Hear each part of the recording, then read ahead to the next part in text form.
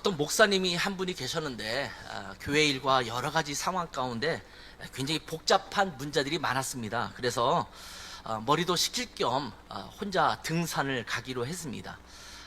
바위가 있는 악산을 가게 되었는데 한참 인적이 드문 산길을 가다가 그만 자칫 발을 헛디뎌서 낭떠러지에 떨어지는 상황이 되었습니다.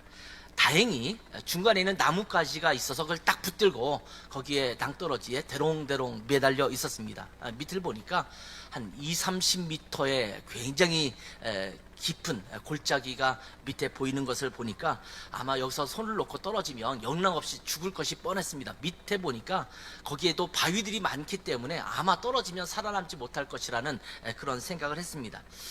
그래서 이 목사님은 그 바위 위에, 낭떠러지 위를 향해서 이렇게 소리칩니다. 살려주세요. 누구 없습니까? 살려주세요. 이렇게 여기 사람이 있으니까 좀 구해주세요. 이렇게 소리를 지르기 시작했습니다.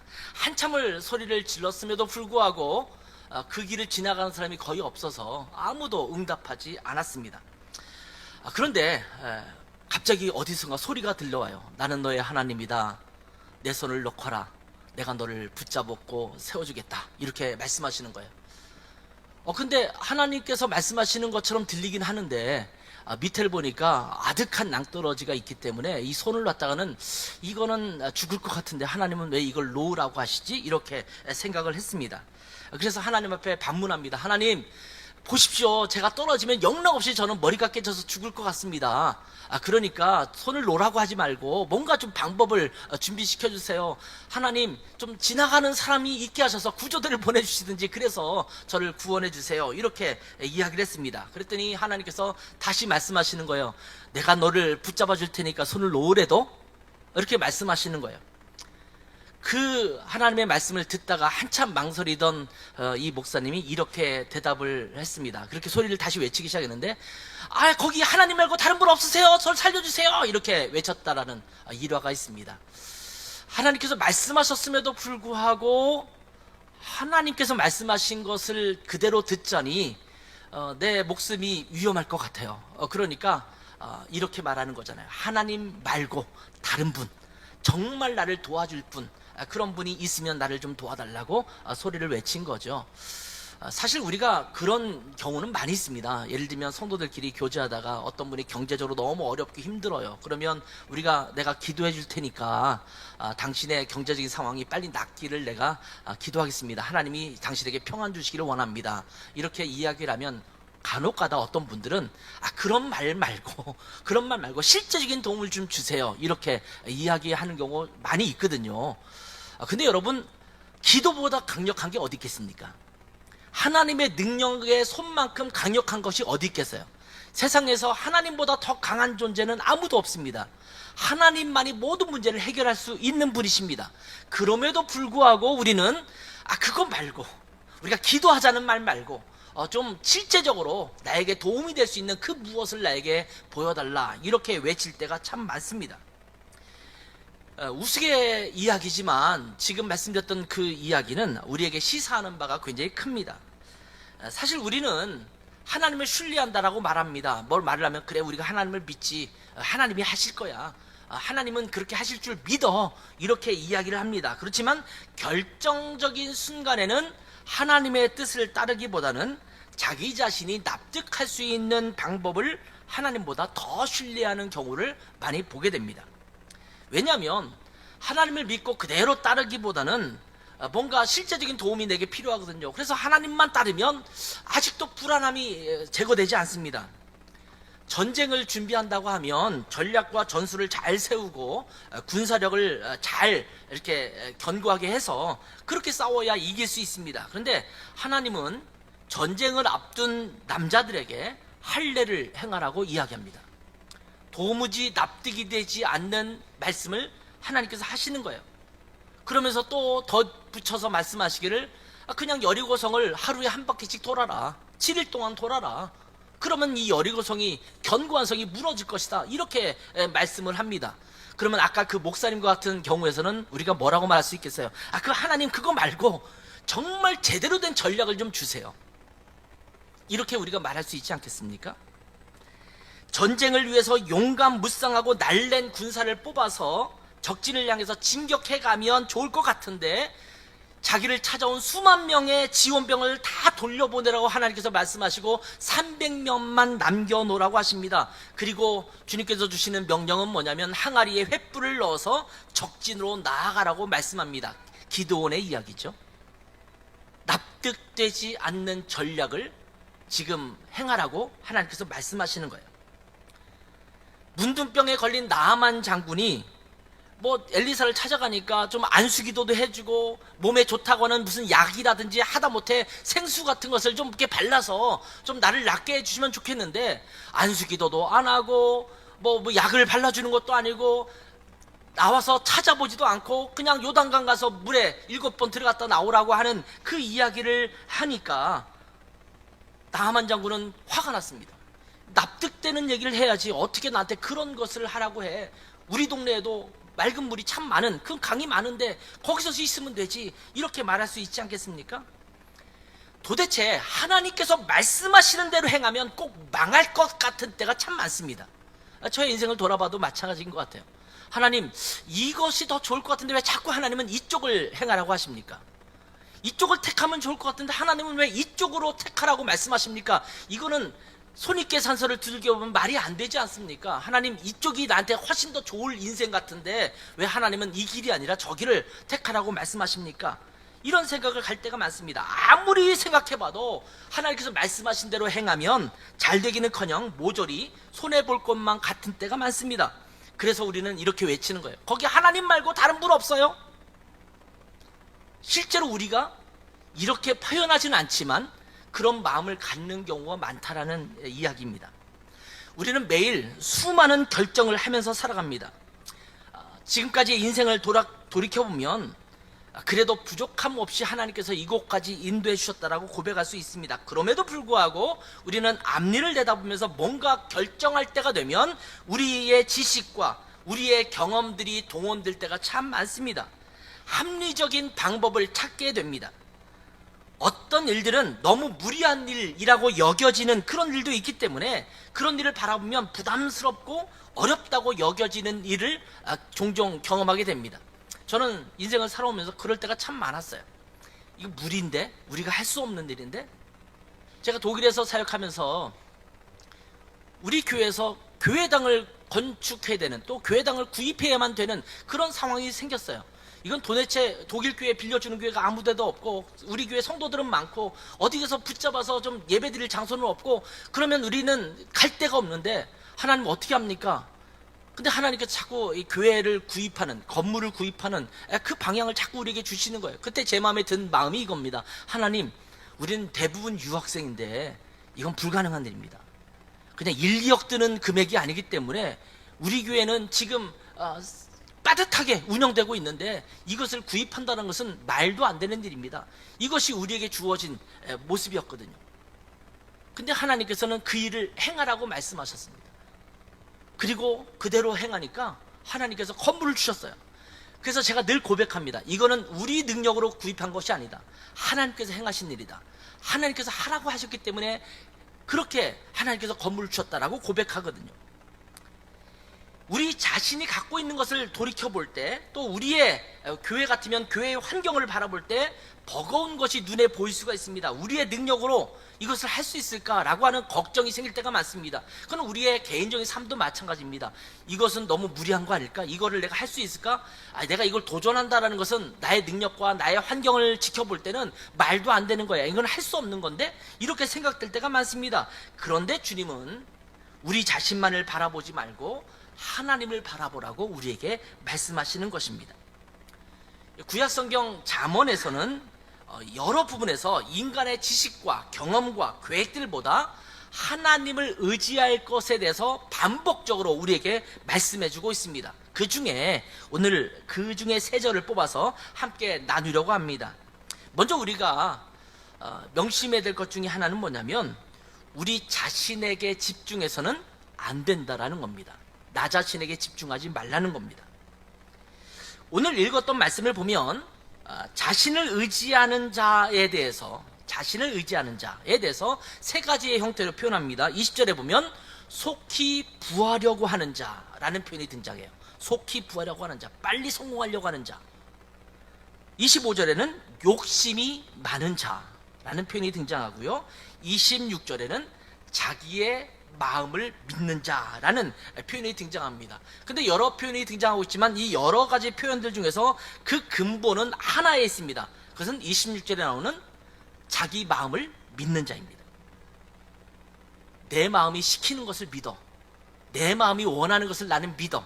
내 마음이 진짜야. 이렇게 생각하는 겁니다. 많은 사람들은 속히 부하고자 합니다. 수단과 방법을 가리지 말고 성공을 추구합니다. 그래서 때로는 무리한 방법을 택하기도 하고 다른 사람에게 피해를 주기도 합니다. 좀 더디더라도 바르게 가야 하는데 조급합니다. 조급한 마음 때문에 자꾸 정도에서 벗어나려고 합니다. 운전하다 보면 그런 경우도 있잖아요. 대부분의 교통사고가 날 때 나타나는 현상 중에 하나는 뭐냐면 너무 조급하게 빨리 가려다 보니까 때로는 무리하게 추월을 하거나 뭐 그런 상황이 되다 보니까 교통사고가 나는 경우가 많거든요. 순리대로 가면 되는데 무리해서 해결하려고 합니다. 그래서 때로는 남을 속이기도 하고 변칙적인 방법도 사용하게 되는 것입니다. 근데 여러분, 이렇게 속히 부하려고 하는 이유가 무엇입니까? 달리 표현했지만 욕심이 많기 때문에 그렇습니다.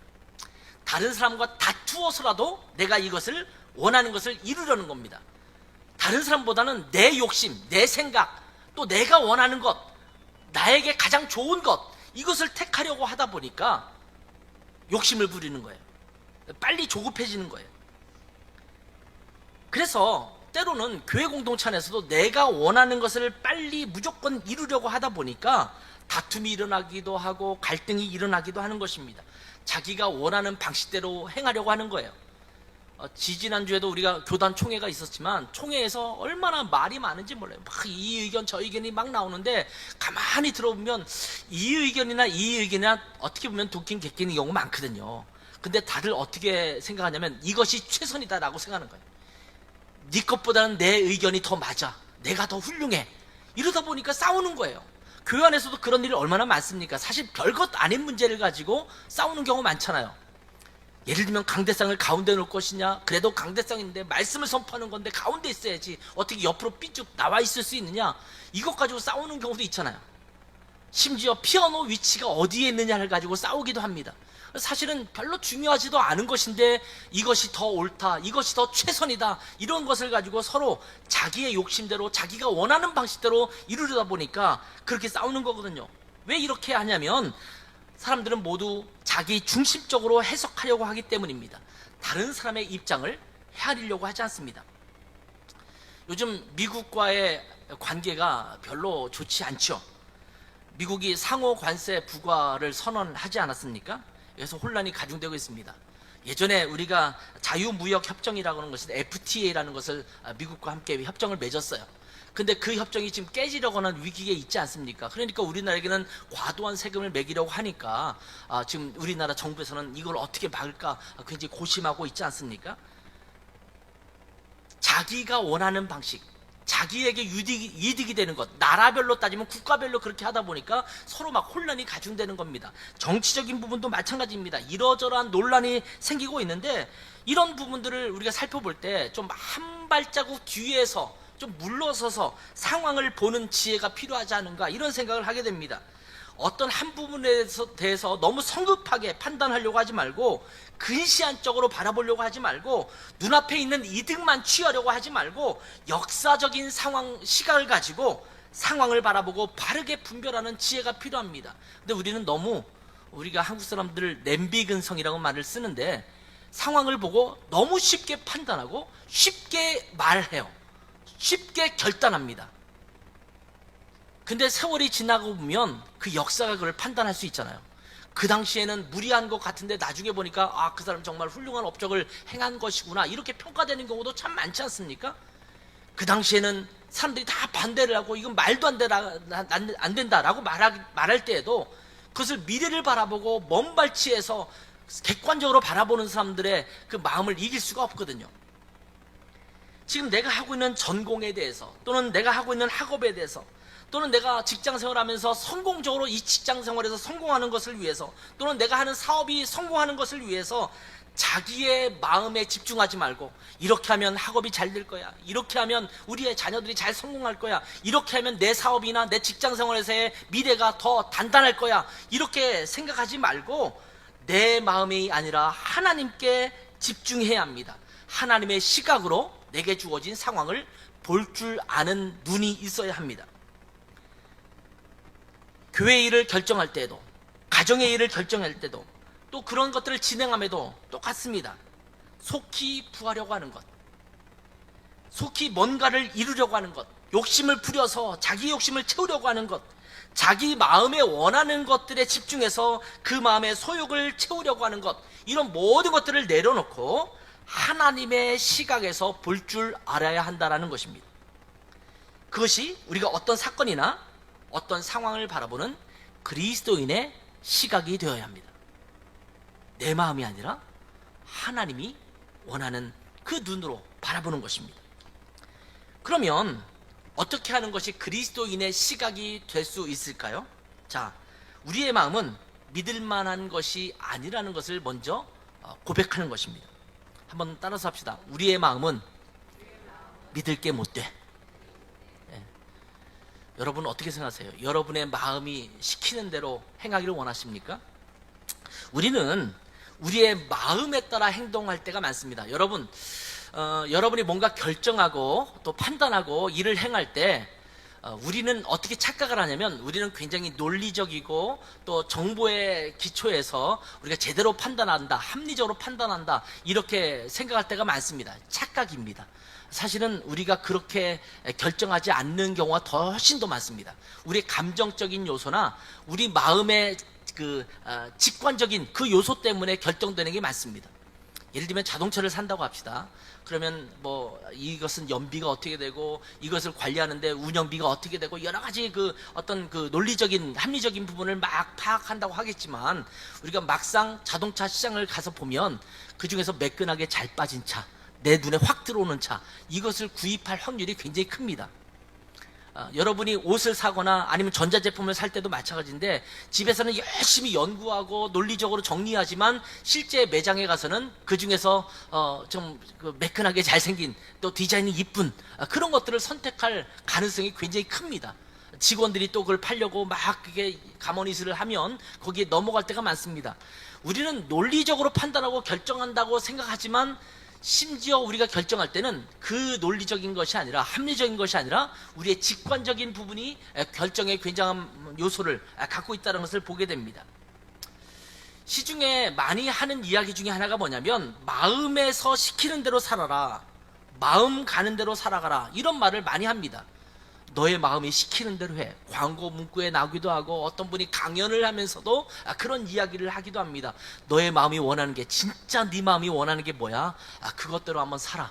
그게 진짜 너를 행복하게 하는 것이야. 이렇게 말할 때가 많습니다. 굉장히 멋진 말 같죠? 너의 마음이 시키는 대로 해. 그러면 굉장히 그럴듯해 보이지 않습니까? 우리의 마음을 속이고 살지 말고, 내 마음이 정말 원하는 것을 찾아서 내가 기뻐하는 것, 내가 즐거워하는 것을 따라 살아가는 것, 이것이 정말 좋은 삶이다, 그럴듯해 보이는 말입니다. 그런데 여러분, 우리가 좀 분명히 할 필요가 있습니다. 우리 마음에 시키는 대로 하는 것이 좋다는 말은 무엇이 전제되어야 되냐면, 내 마음이 믿을 만하다라는 전제가 있어야 가능한 겁니다. 근데 여러분의 마음이 믿을 만합니까?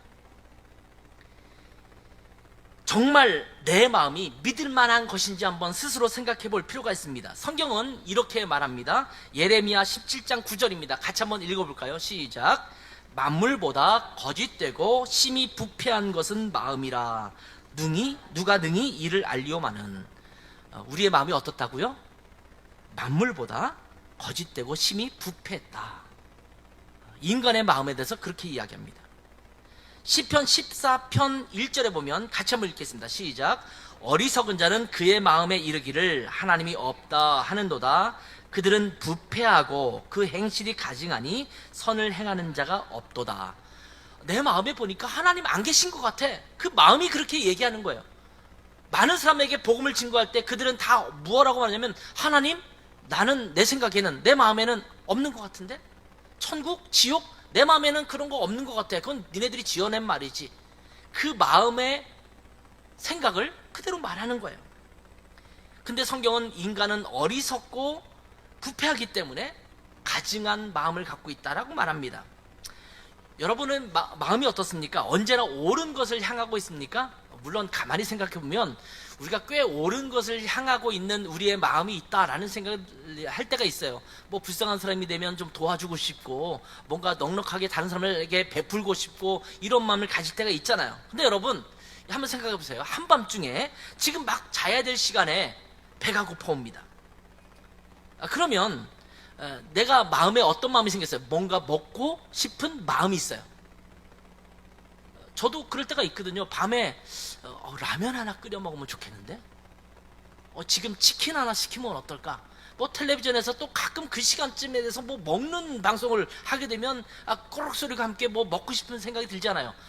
그것이 내 마음의 생각입니다. 그러면 아까 말한 것처럼 마음이 시키는 대로 해. 그럼 어떻게 될까요? 배달을 앱을 돌려서 음식 시키면 돼요.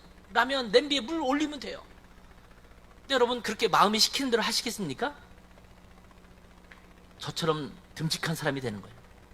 마음이 시키는 대로 하면 안 되는 거예요. 여러분 중요한 이틀 후에 뭐 중요한 미팅이 있습니다. 아니면 뭐 시험이 있습니다. 그것을 준비하고 컨디션을 조절해야 합니다. 근데 자꾸 지금 게임을 하고 싶은 마음이 듭니다. 그럴 때 있잖아요. 분명히 내가 이 시간에는 게임은 하면 안 돼. 자야 돼. 컨디션을 조절해야 돼. 근데 내 마음은 다른 걸 자꾸 부추기는 거예요. 그러면 그 마음이 시키는 대로 여러분 하실 겁니까? 원래는 한두 시간만 내 게임하고 자려고 했어요. 그런데 자꾸 내 마음이 더 하고 싶은 마음이 생겨요. 그래서 밤새도록 게임을 했습니다. 여러분 그 마음이 시키는 대로 해야 될까요? 다른 사람을 살짝 속이고 내가 원하는 이득을 챙기려고 하는 마음이 들 때가 있잖아요. 잠시 쾌락이나 즐거움을 위해서 잘못된 행동을 하고 싶은 마음이 들 때가 있잖아요. 정말 마음에 들지 않는 사람 죽도록 때려주고 싶은 그런 마음이 들 때가 있잖아요. 그럴 때 여러분 내 마음이 시키는 대로 해야 될까요? 가만히 생각해보면 내 마음이 항상 좋은 것을 향하지 않습니다. 때로는 오히려 좋지 않은 방향으로 가도록 내 마음이 부추길 때가 더 많을 때가 있다는 거예요. 여러분 인간은 편하고 싶잖아요. 그러니까 좀 쉬고 싶고 좀 늘어지고 싶고 그런 마음이 우리 가운데 늘 존재하는데, 너의 마음이 시키는 대로 해라, 이렇게 말하는 것은 책임지지 못할 말이라는 겁니다. 여러분 우리 마음은 선하지 않습니다. 이따 함께 부를 찬양입니다만, 보소서 주님 나의 마음을 선한 것 하나 없습니다. 내 마음에는 선한 것 하나 없다라는 거예요. 그러니 여러분 여러분의 마음이 시키는 대로 살아가서는 안 된다는 겁니다. 여러분 여러분의 마음을 믿지 마세요. 여러분의 마음을 믿을 때가 딱 한 번 있습니다. 어떤 때냐면 그 마음을 성령님께서 주관하고 계실 때, 성령님이 여러분의 마음을 컨트롤하실 때, 그게 성령 충만함이라는 말을 쓰거든요. 성령이 여러분의 마음을 다스리고 있을 때 그때는 여러분의 마음이 시키는 대로 해도 돼요. 근데 우리의 영혼이 악한 것에, 세상적 가치에, 세상적 요구에 휘둘리고 있다면 그때 여러분의 마음이 시키는 대로 해서는 안 되는 것입니다. 주일 아침 그냥 좀 더 자자, 모처럼 휴일인데 하루 정도 쉬면 어때? 라는 마음이 슬쩍 들 때가 있습니다. 진짜 집안이 엉망인데도 불구하고 에이 오늘 좀 쉬자, 내일 하면 되지, 이렇게 마음이 원하는 대로만 산다면 아마 우리의 인생은 엉망진창이 될 것입니다. 내 마음이 원하는 대로 살아갔던 사람치고 사실은 성공한 사람이 없다고 해도 과언이 아닐 것입니다. 이제는 우리의 마음을 바라볼 것이 아니라 우리의 시선을 우리 자신에게 향하지 않고 정말 바라보아야 할 것을 제대로 바라보아야 합니다. 그렇다면 어떻게 하는 것이 우리 그리스도인들이 보여야 할 진정한 모습일까요? 따라서 합시다. 자신을 바라보는 것이 아니라 하나님을 바라보는 것입니다. 오직 하나님을 바라보는 것만이, 또 하나님을 의지하는 것만이 우리의 삶을 진정으로 풍족해 하는 것임을 우리는 깨달아야 합니다. 그래서 오늘 설교 제목이 마음이 아니라 하나님입니다 라는 제목을 갖고 있는 거예요.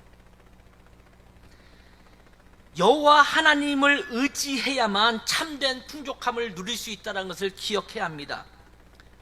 자, 오늘 읽은 말씀을 보면 속히 부하고자 하는 자, 욕심이 많은 자, 자기 마음을 믿는 자라는 표현이 등장하고요.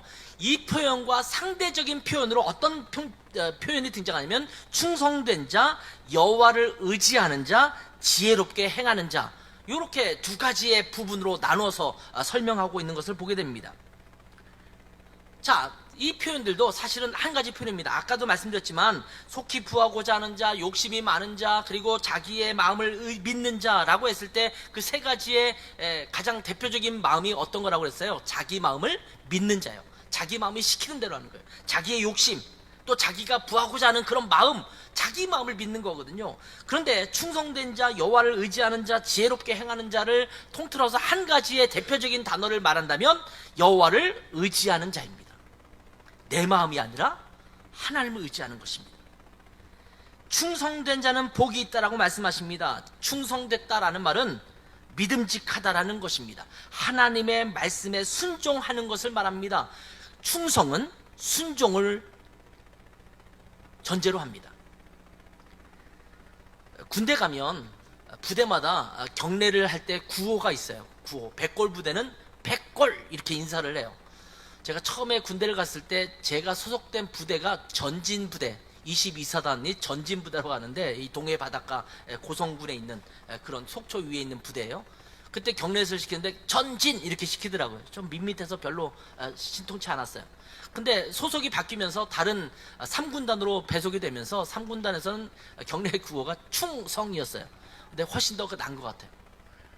근데 구호를 붙임에 있어서 뭐 필승, 충성, 옛날에는 우리 북한과의 정말 적대적인 때는 멸공 이런 인사 구호도 붙였거든요. 근데 제가 볼 때 충성이라는 단어가 가장 괜찮은 것 같아요. 충성, 나라에 충성하고 국가에 충성하고 이런 말이거든요. 그래서 윗사람에게 경례할 때 충성, 내가 당신에게 충성하겠습니다. 당신의 명령에 따르겠습니다. 국기를 향해서 경례할 때 충성, 내가 국가의 부르심과 그 요구에 내 마음을 드리겠습니다. 이것이 충성 아니겠습니까?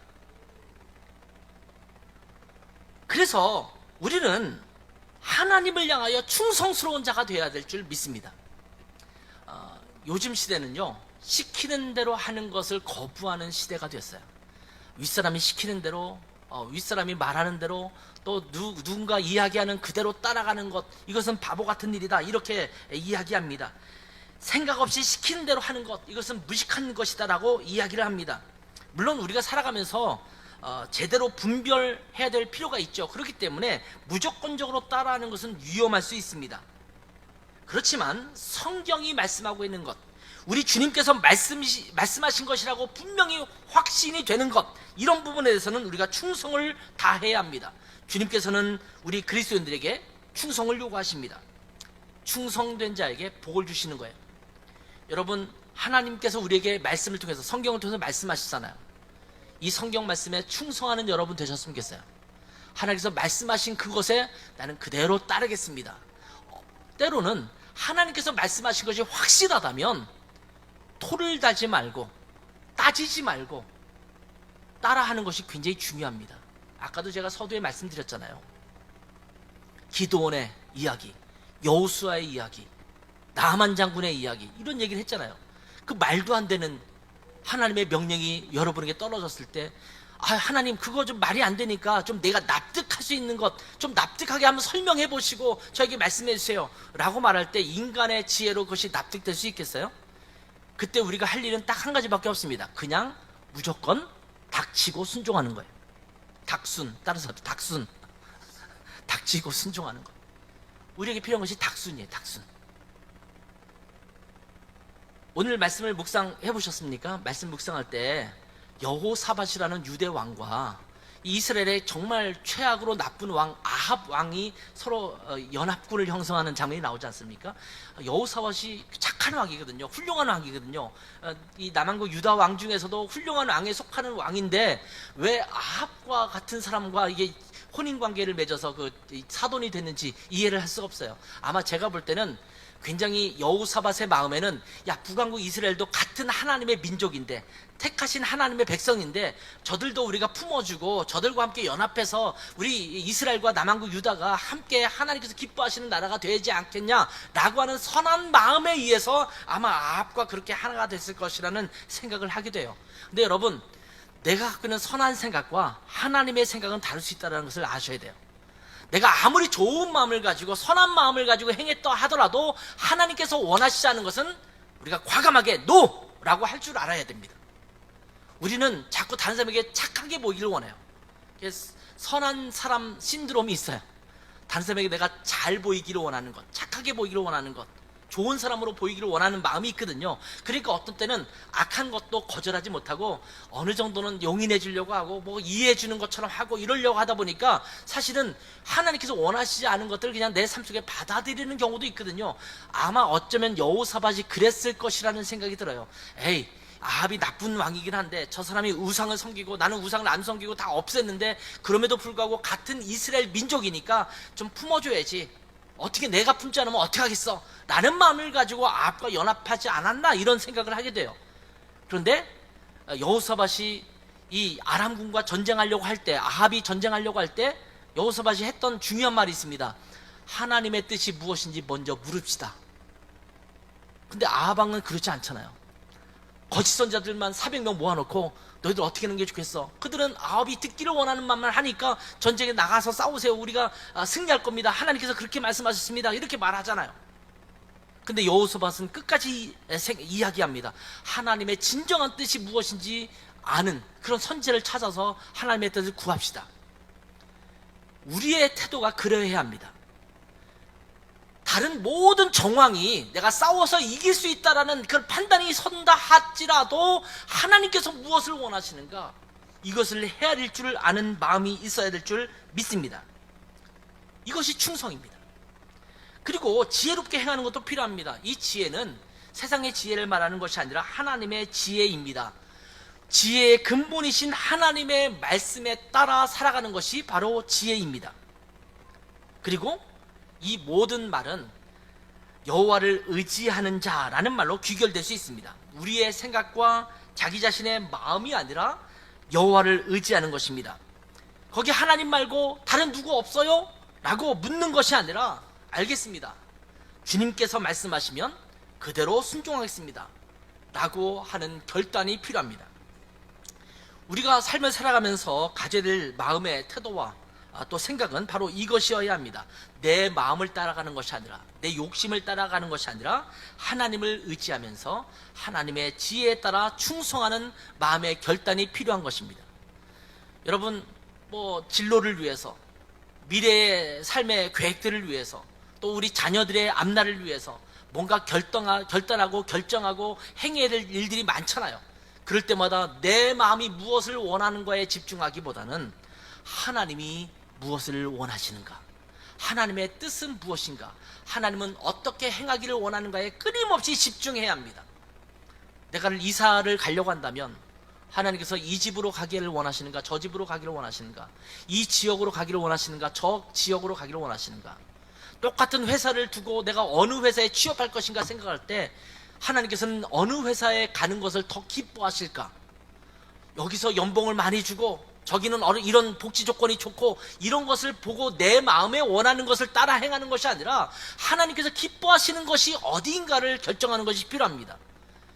A, B, C, D라는 대학이 있을 때 내가 어느 학교를 가는 것이 나에게 또한 사회적 평판에 있어서 좋은 것이 될 것인가가 아니라 하나님께서 어느 대학을 가기를 원하시는가를 결정하는 것입니다.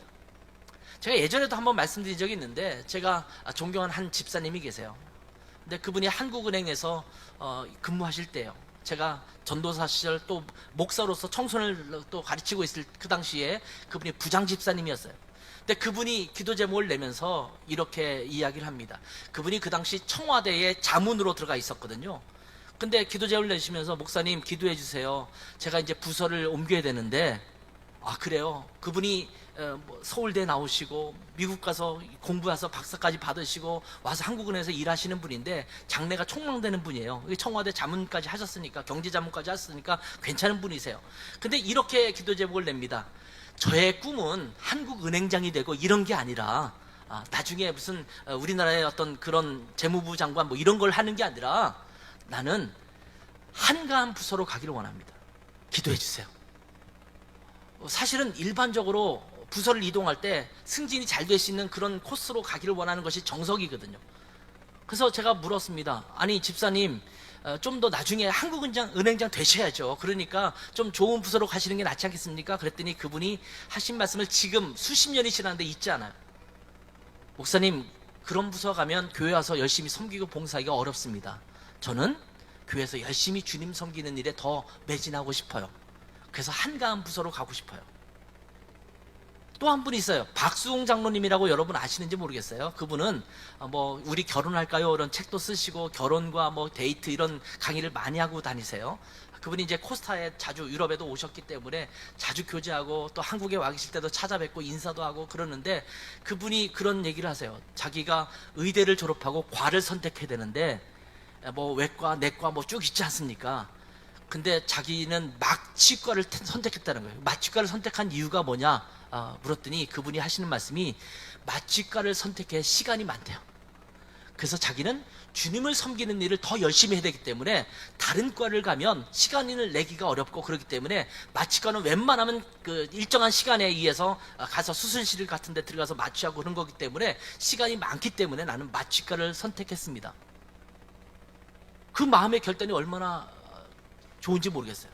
내 마음이 아니라 내가 성공하는 것, 빨리 속히 부하려고 하는 것, 내 욕심을 따라가는 것이 아니라 하나님을 의지하고 하나님께서 무엇을 더 기뻐하시는가를 택해서 간 것입니다. 뭐 그렇다고 해서 마취과를 선택하지 않고 뭐 외과라든지 뭐 내과에 들어간 분이 또 성형외과에 들어갔던 분이 잘못됐다라는 말이 아니에요. 하나님께서 그들에게 그거를 요구하셨다면 그렇게 가야겠죠. 그렇지만 중요한 것은 내 마음이 아니라 하나님이 무엇을 내게 원하시는가를 헤아리고 그 뜻에 순종했다라는 것입니다. 이제는 내 마음이 아니라 하나님만 따르겠습니다 라는 믿음의 고백을 가지고 나아가는 여러분 되셨으면 좋겠습니다. 우리의 믿음은 믿을 것이 못됩니다. 오직 하나님의 마음을 품고 살아가기를 원합니다. 하나님의 마음을 제 마음에 두겠습니다. 하나님의 마음으로 살아가겠습니다. 하나님의 마음이 어떤 마음인지를 헤아리면서 그 하나님의 마음의 뜻을 따라 살아가겠습니다. 이렇게 결단하며 나아가는 우리 모두가 되기를 바랍니다. 그런 마음을 우리가 주님 앞에 고백했으면 좋겠어요. 이 시간에는 우리가 봉헌을 하는 시간이긴 합니다만 함께 주님 마음 내게 주소서라는 찬양을 함께 부르면서 하나님, 이제는 주님의 마음을 품고 살아가기를 원합니다. 주님 마음을 내게 주십시오. 내 마음이 아니라 주님의 마음을 따라 살겠습니다 라는 믿음의 결단을 가지고 나아가는 여러분 되셨으면 좋겠습니다. 함께 찬양으로 고백하며 주님 앞에 귀한 물질 드리겠습니다.